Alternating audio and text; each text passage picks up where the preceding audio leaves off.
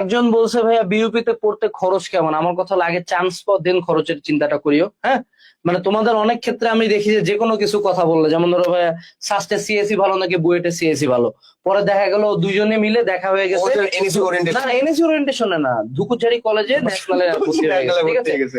আমি ন্যাশনালকে ছোট করতেছি না, বাট ইস্যুটা হলো যে তোমরা আগে থেকে এত চিন্তা করো যে ভাইয়া বুয়েটের সিএসসি ভালো হবে না ট্রিপলি ভালো হবে, মামা তুই বুয়েটের বারান্দায় আগে ঢুক পাওয়া, পরে পরে না হয় ডিপার্টমেন্ট নিয়ে চিন্তা করিস।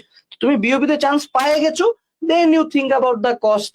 আগে থেকেই খরচ টাকা পয়সা, আরে আমার বাবা রে বাবা, এত বাবা মা শোনার ছেলে টাকা পয়সা বাঁচাবে। বুয়েট মেকানিক্যালের মানুষজন কিচ্ছু করে না, ঢাকা ইউনিভার্সিটি জেনেটিক ইঞ্জিনিয়ারিং পুরাই একটা ফাউল ডিপার্টমেন্ট, ঠিক আছে? পরে দেখা গেছে সে সার্কুলার তো উঠাইতে পারে না। এই টাইপের কথাবার্তা তোমরা বলো, হ্যাঁ, যে এই ডিপার্টমেন্টের ফিউচার নাই, ওই ডিপার্টমেন্টের ফিউচার নাই, ল্যাব ঠিক আছে? ফ্যাসিলিটিস কার ভালো, কার অ্যালুমনাই কার এতটাই ভালো, কার ক্যাম্পাস সুন্দর, কোনখানে যাতায়াত খরচ কম, এই টাইপের অনেক কথাবার্তা। কে অন্যান্য ক্লাসরুম ভাড়া নিয়ে পড়াশোনা করায় না, কে নিজের ক্লাসরুমে পড়াশোনা করাতে পারে, এগুলো সব চাচা তো চিন্তা ভাবনা ভাই।